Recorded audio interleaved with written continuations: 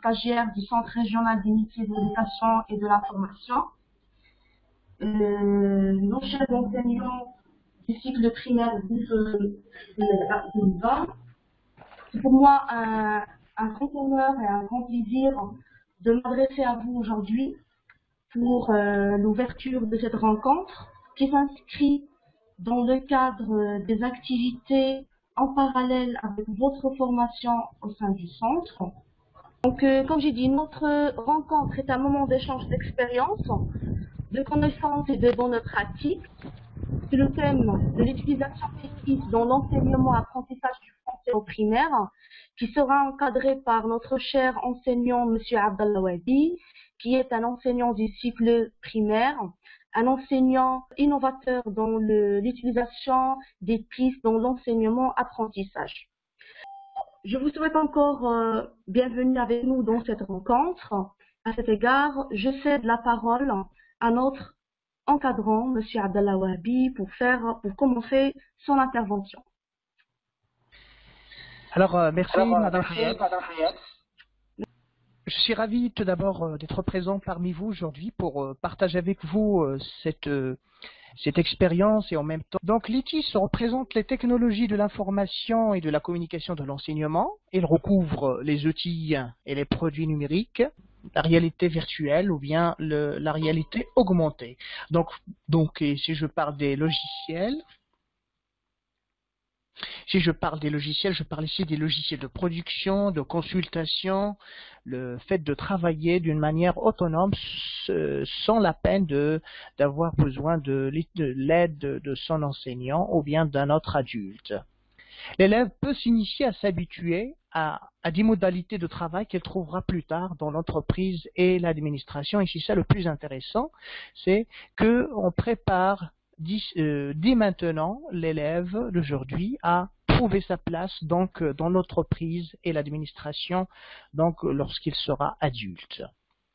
Il lui permet aussi de communiquer avec les autres enseignants grâce à son email professionnel donc qui est dit à chaque enseignant donc et porte son nom .prénom@talim.ma. C'est un email professionnel qu'il peut utiliser pour communiquer et bien pour bénéficier d'autres outils pédagogiques très intéressants. Du programme Génie, on va essayer de mettre l'accent aussi sur à quoi consiste ce programme spécialement.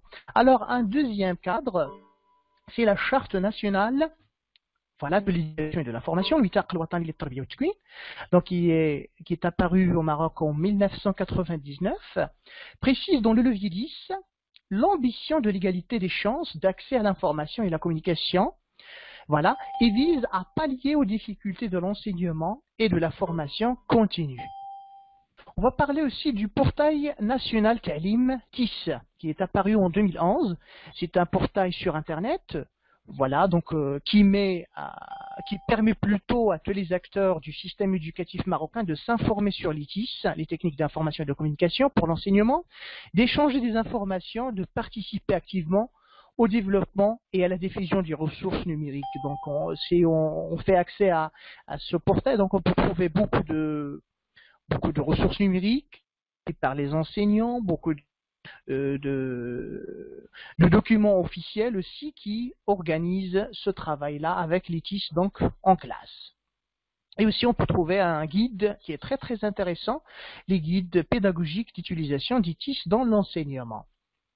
C'est un événement qui permet aux enseignants de faire des visites, de faire des voyages virtuels partout dans le monde, grâce aux enseignants dont j'ai parlé tout à l'heure, qui font partie d'une communauté internationale, des enseignants francophones, des enseignants anglo-saxons, des enseignants même arabes, qui sont toujours prêts à collaborer avec des enseignants partout dans le monde pour faire des voyages virtuels, pour donner la chance aux élèves de découvrir plusieurs pays et plusieurs cultures. Alors, on va ici maintenant parler de quelques plateformes, de se présenter, de poser quelques questions concernant l'école, concernant ce que font les élèves en classe.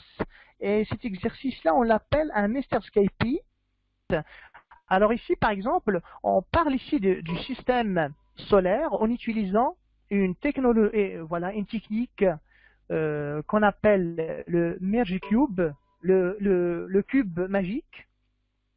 C'est un cube magique qui nous permet de visualiser les choses en trois dimensions, voilà, grâce aux lunettes VR, ou bien tout simplement en utilisant les tablettes ou bien les smartphones. Il communique, il pose des questions, il observe, il se localise, et c'est très très important pour donc stimuler les compétences des élèves. Et regardez bien comment est-ce qu'ils interagissent et posent des questions librement. Ils attendent les réponses de leur encadrant. Je clique pour aller à un dernier verbe, c'est le verbe finir. Et regardez bien ces animations-là, les élèves les adorent, ils apprennent et en même temps ils s'amusent. Alors, on va voir maintenant comment est-ce qu'on peut faire ceci. Alors, voilà, c'est mon compte, mon propre compte, et je mets ici, voilà, je vais vous montrer tout simplement comment ça se passe. Alors, je vais créer un exemple en 3D. Alors, par exemple, rire, accourir, etc. On peut les transformer, on peut les déplacer, on peut ajouter d'autres objets, on peut même faire ce qu'on avait vu. Là, on peut faire une programmation très simple. On peut faire une programmation très simple tout en utilisant les coblocks. Qu'est-ce qu'on veut dire par les coblocks?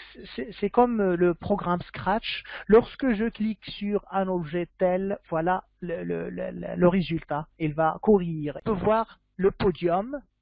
Le podium, c'est le classement des élèves qui ont participé, le premier, le deuxième, le troisième, et parfois on peut voir le quatrième et le cinquième en bas.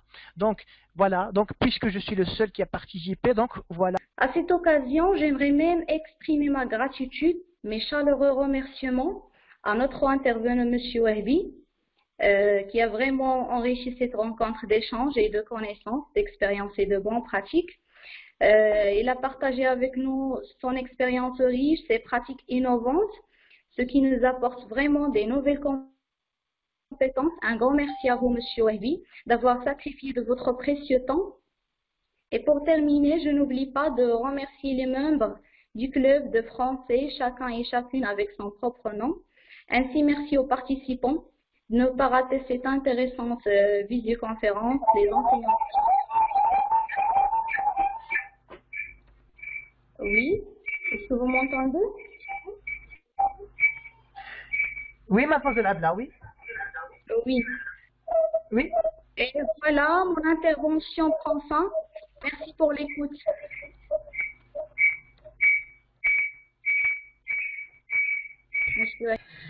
Alors, nous vous remercions, Monsieur Wahbi, d'avoir partagé avec nous votre patience, votre attachement pour l'enseignement en faisant appel à tous ces moyens, à tous ces outils, à tous ces logiciels.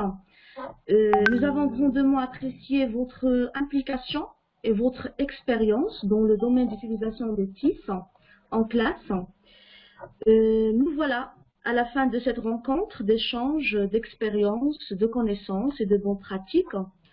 Permettez-moi d'adresser aussi un grand merci à notre public visé par cette rencontre, à savoir les enseignants stagiaires du cycle primaire groupe 2020, pour leur participation active et aussi pour leur contribution à l'animation de débats de discussion qui a mis fin à cette rencontre.